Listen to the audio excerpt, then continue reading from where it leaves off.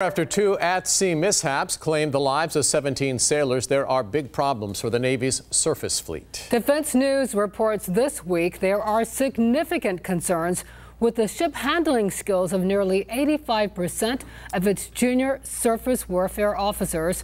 13 News Now military reporter Mike Gooding joins us with reaction. Mike. Well, and Regina and David, this report does come after last summer's fatal crashes in the Pacific, including both the McCain and the Fitzgerald. Leaders we talked to are concerned.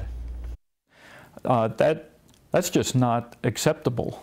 Defense News reports that a 3-month internal review conducted by senior U.S. surface fleet leaders found some or significant concerns with the ship handling skills of more than 8 out of 10 of their junior officers.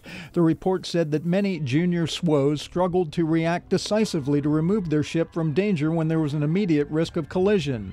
House Sea Power and Projection Forces Subcommittee Chairman Rob Whitman tells 13 News Now he is concerned. In a statement, he said the Navy is taking steps in the right direction, but added, "I am going to continue to drive toward accountability and providing solutions to the systematic problems that face the surface warfare community today."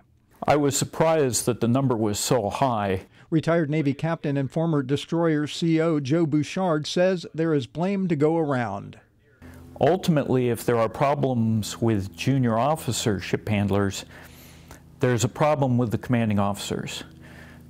Either they are not upholding standards when they issue the officer of the deck qualification letter, or they are not paying close enough attention to the watch standards.